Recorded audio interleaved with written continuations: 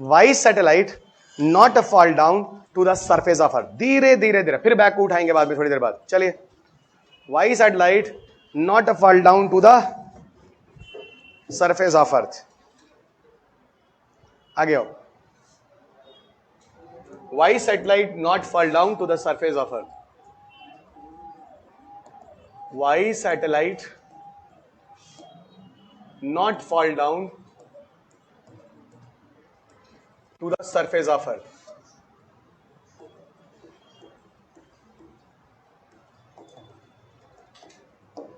यानी जो सैटेलाइट्स को हम किसी ऑर्बिट में लगाते हैं, सबको पता है ऑर्बिट जहां तक अर्थ का अट्रैक्शन होता है वो 36,000 होता है, और वहां तक ग्रेविटी होती है कि नहीं होती है? फिर भी सैटेलाइट वहां पे लगा हुआ, अर्थ पे नहीं गिरता। अभी हम आपको ले जाके छोड़े, आप गिर पड़ेंगे, सैटेलाइट नहीं गिर रहा, यानी कुछ ना कुछ यहां पर अलग चीज है। बात समझ में आ रही है? क्यों ऐसा है कि सैटेलाइट अर्थ पे नहीं गिरता, इसको जरा समझो। ये भी यूपीएससी का क्वेश्चन है और स्टैटिक है।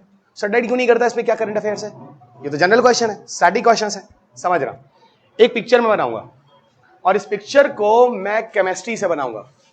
केमिस्ट्री में आप लोग एक चैप्टर पढ़ते थे एटॉमिक स्ट्रक्चर, जिसको मैंने थोड़ा सा न्यूक्लियर एनर्जी में पढ़ाया था, बेसिक कंसेप्ट्स में। उसी कंसेप्ट की तरफ लिए चलता हूं, जरा समझना क्या है भाई। देखो, मान लो ये न्यूक्लियस है। क्या है ये? न्यूक्लियस है। क्या ये? न्यूक्लियस है। न्यूक्लियस में क्या होता है? प्रोटॉन और न्यूट्रॉन। न्यूक्लियस में होता है प्रोटॉन और न्यूट्रॉन। न्यूक्लियस कौन सा चार्ज होता है? पॉजिटिव चार्ज होता है। ठीक है, पॉजिटिव चार्ज होता है। ये पहला ऑर्बिट है। स्कूल टाइम में हम लोग के टीचर ने पढ़ाया था, उसका नाम बोला था के। और फिर गुरु जी लोगों ने बोला था भैया देखो पहले ऑर्बिट में 2 इलेक्ट्रॉन होते हैं। याद आ रहा है?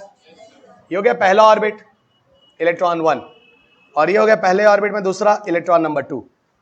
और फिर हम लोग के गुरु जी लोगों ने बोला था भाई देखो ऐसा है, न्यूक्लियस जो पॉजिटिव चार्ज है वो निगेटिव वाले इलेक्ट्रॉन को अपनी तरफ खींचता है, पर फिर भी इलेक्ट्रॉन नीचे गिरता नहीं, अपनी ऑर्बिट में रहता है।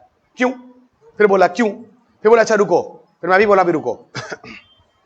फिर हम दिखाते हैं दूसरा ऑर्बिट। ये देखो, ये एल है। क्या ये? एल है। ये एल ऑर्बिट है। This is what? This is the L orbit. अब सुनो, कितने इलेक्ट्रॉन है इसमें? मैक्सिमम 8। ठीक है, 1 2 3 4 5 6 7 8। इलेक्ट्रॉन कौन सा चार्ज होता है? फिर वही कहानी है।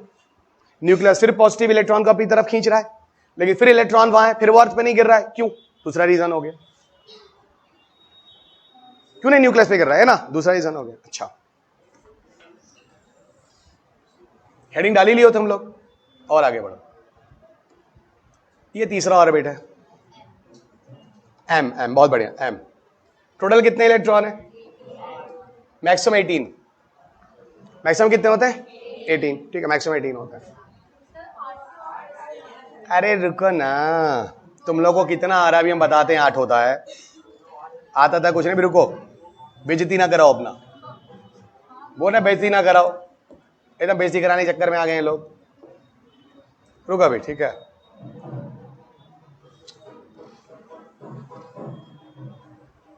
ठीक है, सुनो। पहले ऑर्बिट में 2, दूसरे में 8, तीसरे में मैक्सिमम 18, चौथे में 32, पांचवें में फिर 32, छठे में फिर 18, सतवें में फिर 8, आठवें में फिर 2। ऐसे मिला के कुल 118 120। वो तो ऑक्टेट भरने के लिए 2 8 8 होता है, नहीं तो 18 तक जाएगा वो। अगर आपको केमिस्ट्री आए तब तो भाई, नहीं तो आपको भगवाने वाला करेगा। चलिए, आपको केमिस्ट्री नहीं आती तो कंफर्म हो गया, पर थैंक गॉड आपको अर्थ और सैटेलाइट आ जाएगा, क्योंकि यहाँ 18 और 14 से लेना देना है ही नहीं। यहां कुछ कंसेप्ट से लेना देना है। क्या है कंसेप्ट? समझो। मैं ये कह रहा हूं कि ये अब न्यूक्लियस नहीं है और ना ये इलेक्ट्रॉन है। सीधी बात, ना ये न्यूक्लियस है और ना ये इलेक्ट्रॉन है। सीधी बात मैं कह रहा हूं, ये आपका अर्थ है, ये आपका सैटेलाइट ए है 50 किलोमीटर की दूरी पर, ये सैटेलाइट बी है 5000 किलोमीटर की दूरी पर, ये सैटेलाइट सी है 36,000 किलोमीटर की दूरी पर। और मेरा क्वेश्चन फिर वही बना हुआ है कि अर्थ पर भी ग्रेविटी है और सैटेलाइट ए, बी और सी तीनों को अपनी तरफ खींचा जा रहा है, फिर भी सैटेलाइट अपनी जगह पर क्यों है? बात समझ में आ रही कि नहीं आ रही है? सैटेलाइट अपनी जगह पे क्यों है? यही क्वेश्चन मेरे को आपके पेपर में आया है और बताना भी है और समझाना भी है। एकदम स्टैटिक क्वेश्चन है और सबको पता है कि 36,000 किलोमीटर तक की डिस्टेंस तक अर्थ की ग्रेविटी होती है। अभी आपको मैं यहां छोड़ दूं आप गिर पड़ेंगे, यहां छोड़ दूं गिर पड़ेंगे, यहां छोड़ दूं गिर पड़ेंगे, लेकिन सैटेलाइट नहीं गिरता, यानी कोई ना कोई लॉजिक होगा। अभी वो देखते हैं सेंट्रीफ्यूगल बैलेंस में आ रहा है। अरे तो वही क्वेश्चन है, क्यों आ रहा है ना, वो लॉजिक है। तो सबको समझ में आता है पेटल और फ्यूगल सब बराबर होगा। अरे क्यों बराबर होगा, क्यों ऐसा है यहां पर बराबर होगा, उस पर थोड़ी बात करेंगे। अब इसको समझने के लिए, ठीक है, फिगर तो आपने बना ही लिया है, अब जरा समझो। मैंने कहा मान लो ये अर्थ है और ये अर्थ से एक हाइट पे मैं खड़ा हूं और मेरी हाइट अर्थ से लगभग 50 किलोमीटर की है। मेरी हाइट कितनी है? 50 किलोमीटर की है और मेरे हाथ में एक बॉल है। क्या है? एक बॉल है और मैं इस बॉल को बहुत तेजी से फेंकने जा रहा हूं। मैं इस बॉल को बहुत तेजी से फेंकने जा रहा हूं। कितनी स्पीड से फेंकने जा रहा हूं? बहुत तेजी से। अच्छा, पहले मैं इस बॉल को फेंक रहा हूं 3 किलोमीटर पर सेकेंड से। समझना, अभी आंसर थोड़ी देर बाद मिल जाएगा। मैंने इस बॉल को फेंका 3 किलोमीटर पर सेकेंड से, ठीक है। जब मैंने इस बॉल को 3 किलोमीटर पर सेकेंड से फेंका तो हुआ क्या? बॉल सीधी जा रही है, जा रही है, जा रही है, जा रही है, जा रही है, जा रही है, फिर सरफेस पे गिर गई। अरे इसका मतलब 3 किलोमीटर पर सेकेंड से बॉल को फेंका, कुछ देरी के लिए तो बॉल सीधी रही, फिर अर्थ पे गिर गई। मतलब जब मैंने बॉल को 3 किलोमीटर से फेंका था तो बॉल थोड़ी देर सीधी गई, सीधी गई, सीधी गई, सीधी गई, फिर गिर गई। पर मुझे तो बॉल को सीधी रखनी थी ना। अब क्या करूं? स्पीड बढ़ा दिया जाए। सही आप सोच रहे हैं, अगर स्पीड थोड़ा और तेज रहा होता तो क्यों गिरता, सीधा और निकलता। ठीक है, स्पीड बढ़ा देते हैं। इस बार इस स्पीड को, आंसर चल रहा है, आप लोग बाबर हुमायूं वाला सब्जेक्ट नहीं पढ़ रहे हैं कि कहानी सुन के निकल जाइए, लॉजिक सुन रहे हैं, कंसेप्ट बनेगा भी और उनके कंक्लूजन में क्वेश्चन पेपर होगा और उस पर अगला क्वेश्चन बनेगा जो यूपीएससी के क्वेश्चन आने वाले भविष्य के होंगे। समझिए इसको। अगली बार मैंने स्पीड बढ़ा दिया 5 किलोमीटर पर, और मैं आपको न्यूमेरिकल चीजों को थ्योरी की तरह समझा दूंगा। कोई न्यूमेरिकल करने की जरूरत नहीं है, सारे थ्योरी से आप अपने आंसर बताएंगे। 5 किलोमीटर से फेंकेंगे तो बॉल अब थोड़ी और दूर तक सीधी जाएगी, जाएगी, जाएगी, जाएगी, जाएगी, जाएगी, जाएगी। अब ये देखो फिर गिर गई। अब क्या करें? आप यही कह रहे हैं सर और तेज कर दो। 3 किलोमीटर से इतनी दूर तक गई, 5 से थोड़ी और दूर तक चली गई। मेरे को तो बॉल गिरनी नहीं है ना। अब क्या करें? और बढ़ा दो। मैं धीरे धीरे आपको बता रहा हूं स्पीड बढ़ा रहा हूं, हो क्या रहा है। मैंने इस बार जो स्पीड मेंटेन की है वो 7.9 की है। बॉल जा रहा है, जा रहा है, जा रहा है, जा रहा है, जा रहा है, जा रहा है, जा रहा है। ओह, तो सर आप ये कह रहे हैं अगर आप 7.9 किलोमीटर पर सेकंड की स्पीड से बॉल को फेंकेंगे, जब कुछ प्रैक्टिकल करके समझाने की कोशिश कर रहे हैं, तो बॉल अब कभी भी अर्थ पे ना नीचे आएगा और ना वहां से दूर जाएगा। इसका मतलब ये एक ऐसी स्पीड है जिसकी वजह से सेंट्रीफ्यूगल बैलेंस में हुआ होगा। आप कहते हैं सेंट्रीफ्यूगल बैलेंस, अरे भैया कैसे बैलेंस है? ऑर्बिटल स्पीड की वजह से बैलेंस है। यानी इस जगह पर एक निश्चित ऑर्बिटल स्पीड है और जो स्पेस के साइंटिस्ट हैं, जो इसरो में बैठ के काम कर रहे हैं, उनको फिजिक्स आती है। उनको पता है कितने डिस्टेंस पर किसी सैटेलाइट को कितने ऑर्बिटल स्पीड पर रखा जाए कि सैटेलाइट अपनी जगह पर रहे और वहीं पर काम करे। जैसे आर्यभट्ट आज भी उसी जगह पर वहीं पर काम कर रहा है।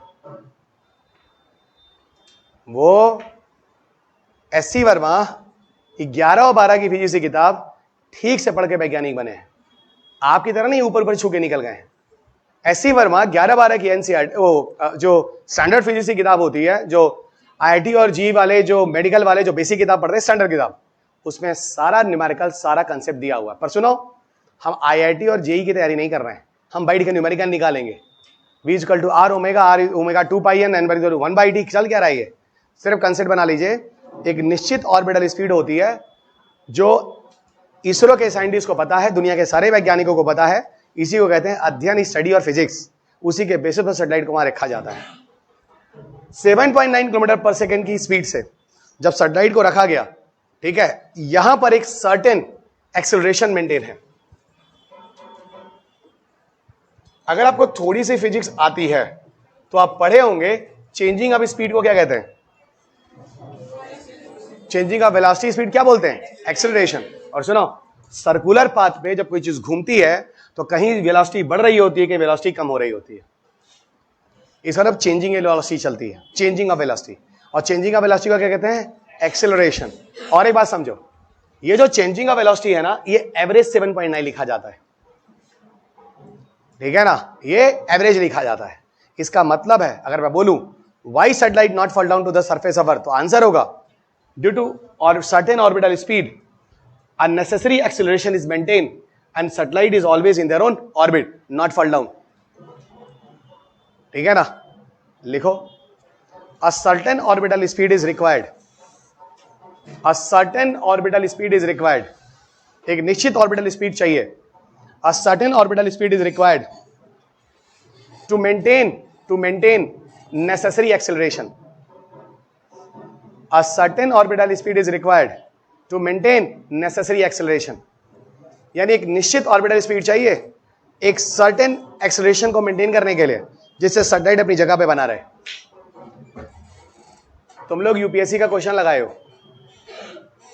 और लगा लिए हो, ये यूपीएससी का क्वेश्चन है और भारत ने पहला 19 अप्रैल 1975 से भेजा था। 19 अप्रैल 1975 से लेकर आज तक हजारों सैटेलाइट भारत भेजा है और हजारों सैटेलाइट ऑर्बिटल स्पीड की वजह से नहीं गिर रहा है, नेसेसरी एक्सेलरेशन से। ये करंट अफेयर्स नहीं है, ये जनरल स्टेटमेंट है।